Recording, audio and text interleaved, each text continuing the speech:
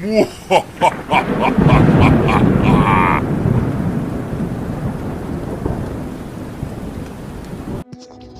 दोस्तों, आशा करता हूँ आप सब बहुत अच्छे होंगे। कहानी अच्छी लगे तो लाइक और सब्सक्राइब करिएगा, बेल आइकन ज़रूर प्रेस करिएगा।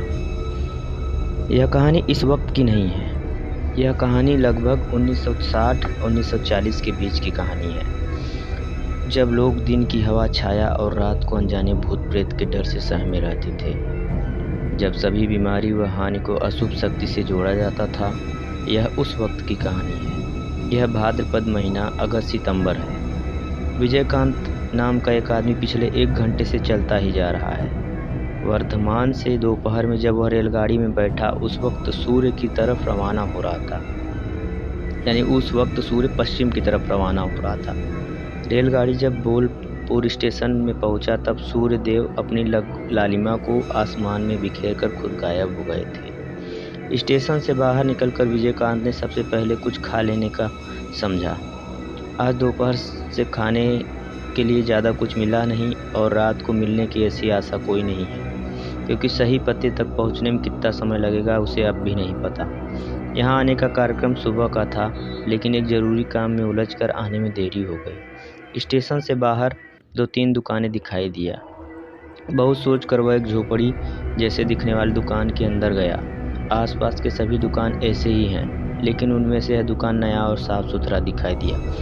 पूड़ी और आलू की सब्जी से उसने अपना आहार समाप्त किया। इसके बाद चलना शुरू कर दिया। वैसे भी चलने के अलावा कोई दूसरा उपाय नहीं है।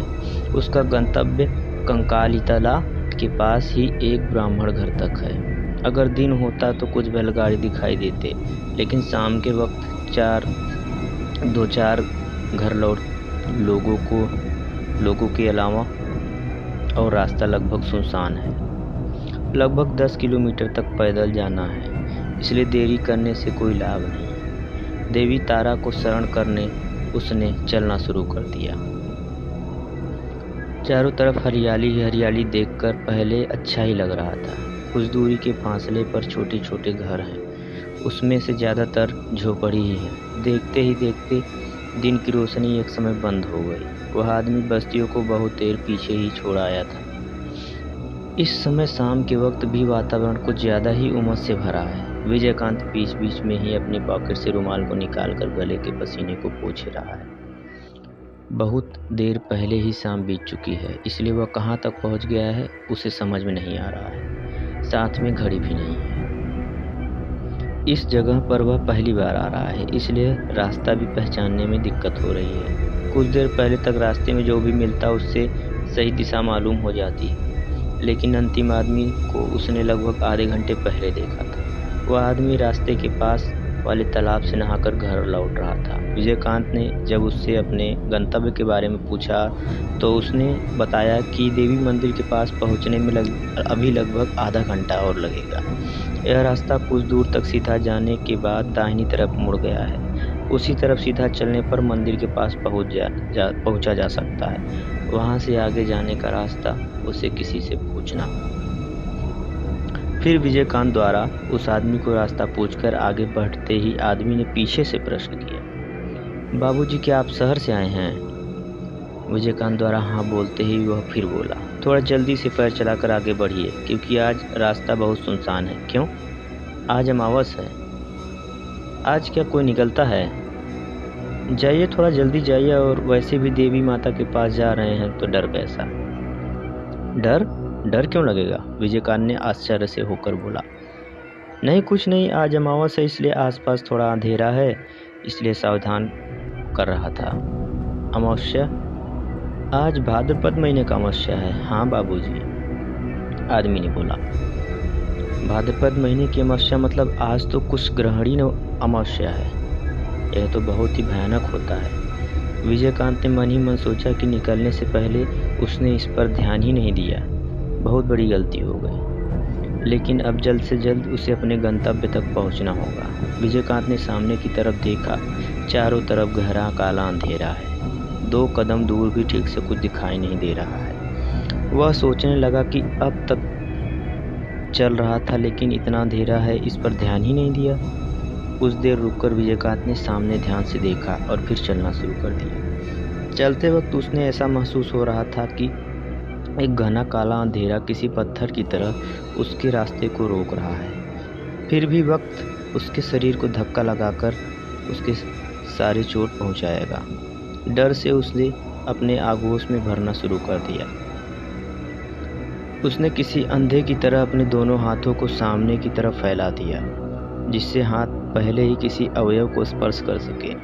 विजयकांत ने अनुभव किया कि स्वस्थ आंखें रहते हुए भी वह मानो अंधा है। कान ठीक रहने के बावजूद वह मानो बहरा है। अगर बहरा नहीं हुआ है तो वह क्यों आवाज़ नहीं सुन पा रहा है, या उसे के चारों तरफ के सभी प्राणी जगत एक क्षण में ही गायब हो गए। सभी पेड़ मानो किसी आशंकावश जम गए, वरना थोड़ा सा भी हवा चारों तरफ क्यों नहीं है। उसे कुछ भी दिखाई और सुनाई नहीं दे रहा, वह केवल चलता ही जा रहा था। अचानक विजयकांत को सुनाई दिया कोई लगातार गुनगुना रहा है, लेकिन यह गाना नहीं, मंत्र पाठ है। वह किसी मंत्र पाठ कर रहा है। विजयकांत ऐसे मंत्र पहले कभी नहीं सुना। वह मंत्र के आवाज़ की दिशा की ओर चलता है। नहीं, शायद वह मंत्र ही उसे खींच ले जा रहा है। इसी तरह अंधेरे में चलते हुए विजयकांत ने दूर एक रोशनी छटा देखी। किसी ने शायद आग जलाया है। विजयकांत को थोड़ा बल मिला, क्योंकि जब आग है तो वहाँ मनुष्य अवश्य होंगे। कुछ देर बाद विजयकांत ने देखा कि वह एक सुनसान जगह पर खड़ा है, जहाँ चारों तरफ बड़े बड़े पेड़ हैं। वहाँ से कुछ ही दूर पर गहरे अंधेरे में एक विशाल शरीर वाला साधु पद्मासन में बैठा है। वह साधु के सामने एक जलता हुआ यज्ञ कुंड है। इसी आग को ही शायद विजयकांत ने दूर से देखा था। साधु के दाहिने तरफ एक कम उम्र वाली लड़की का शव रखा हुआ है। उस लड़की की बाल जमीन पर चारों तरफ फैला हुआ है। लड़की की आंखों पर सुंदर सा पलक बिछा हुआ है, मानो कोई देवी सो रही है। साधु के शरीर को देखने में बलशाली लग रहा था। उनके कंधे तक बड़े बड़े बाल, पहनावे में लाल धोती, माथे पर बड़ा सा लाल टीका, तथा वह लगातार मंत्र का पाठ कर रहा था। बीच बीच में वह कंकाल खोपड़ी से आग में घी तथा साथ में बेलपत्र का अर्घ भी दे रहा था। इस सुनसान वातावरण में मंत्र पाठ और बेलपत्र के जलने की चिट-पुट आवाज़ से परिवेश को भयावह बना दिया था। विजयकांत और खड़ा नहीं रह पा रहा था। एक तो पहले से ही चलने के कारण थकान लगी है, और इस दृश्य ने मानो उसे अपने वश में कर लिया है। साधु के पीछे एक बूढ़ा आदमी नीम के पेड़ के नीचे आकर बैठ गया। चारों तरफ हवा में घी का सुगंध है। जितना समय बीत रहा था, मंत्र पाठ उतना ही तीक्ष्ण होता जा रहा था। बीच बीच में साधु कुछ घी के शव के ऊपर भी डाल रहा था। विजयकांत ने अचानक अनुभव किया कि पूरा वातावरण और भी भारी हो गया है। हवा में घी का सुगंध खत्म होकर एक सड़ा हुआ गंध फैल रहा है।